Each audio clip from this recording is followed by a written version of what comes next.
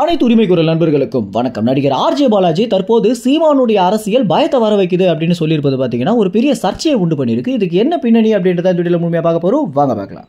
நடிகர் ஆர்ஜே பாலாஜியை தமிழ்நாட்டை எல்லோருக்குமே தெரிஞ்சிருக்கும் அப்படின்னு சொல்லலாம். ஆர்ஜேவாக இருக்கும்போதே ரொம்பவே பிரபலமாக மாறி அதற்கு பிறகு திரைப்படங்களை நடிச்சு அதற்கு பிறகு கதாநாயகனாகவும் நடிச்சிருந்தாரு. ஆனா அவர் ரொம்பவே பிரபலமானதற்கு கிரிக்கெட் தான் ஒரு காரணம் அப்படின்னு சொல்லலாம். ஏன்னா கிரிக்கெட்ல கமெண்ட்ரி பண்ண காரணத்தினால தான் ரொம்பவே பிரபலமாக மாறி இருந்தார் ஆர்ஜே பாலாஜி. அதுக்கு பிறகு நிறைய பட்டிமன்ற மேடைகளில் கூட கலந்துட்டு இருந்தாரு.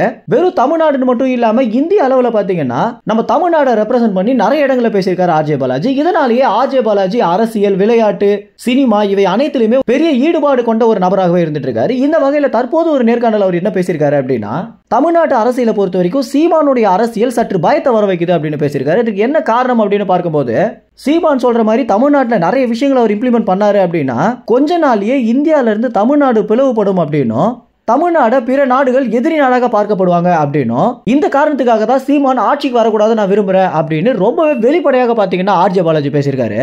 அண்ணன் சீமானை நான் பெரிதும் மதித்திருந்தாலுமே அவருடைய அரசியல் வழிபாடுகள் தான் எனக்கு பிடிக்கல அப்படின்னும், ஆனா அவர் கட்சி நடத்துற விதமாகட்டும், தமிழ் மக்களுக்காக அவர் கொடுக்கிற குரல் ஆகட்டும், அவை அனைத்துமே நல்லா இருக்கு. நாம் தமிழ் கட்சின்றது ஒரு கட்சியாக இல்லாம வெறும் ஏக்கமா மட்டும் இருந்தா நிச்சயமாக நான் ஆதரவு கொடுப்பேன் அப்படின்னும், ஆனா அவர் அரசியல் கட்சியாக இருப்பது தான் எனக்கு பயத்தையே வர வைக்குது அப்படின்னும் ஆர்ஜே பாலாஜி பாத்தீங்கன்னா தன்னுடைய விமர்சனத்தை சொல்லியிருக்காரு. இது குறித்து நாம் தமிழ் கட்சியோட நிர்வாகிகள் மற்றும் சீமான் என்ன சொல்லியிருக்காங்க அப்படின்னா, ஒரு நாடு நல்லா இருக்கணும் அப்படின்னா அதுக்கு சர்வாதிகார ஆட்சி தான் பண்ணணும், இல்லைன்னா ஸ்டாலின் கையில நாடு மாட்ட மாதிரி மாறிடும் அப்படின்னும், ஆனா ஹிட்லர் அளவுக்கு நான் ஒரு சர்வாதிகாரியாக இல்லாம ஒரு தாய் தன்னுடைய பிள்ளையை எப்படி நடத்துவாலோ அந்த மாதிரி தான் நான் நடத்துவேன். இது ஒரு அன்பான சர்வாதிகார ஆட்சியாக தான் இருக்கும் அப்படின்னு சீமான் பாத்தீங்கன்னா அவருடைய தரப்புல இருந்து சொல்லியிருக்காரு. மேலும் ஆர்ஜே பாலாஜி சொல்லியிருப்பதை பத்தியும், சீமான் அவர்கள் ஆட்சிக்கு வந்தாரு அப்படின்னா உண்மையிலேயே ஆர்ஜே பாலாஜி சொன்ன மாதிரி நடக்குமா அப்படின்ற உங்களுடைய கருத்துக்களை கமெண்ட்ஸ்ல பதிவு பண்ணுங்க. நன்றி, வணக்கம்.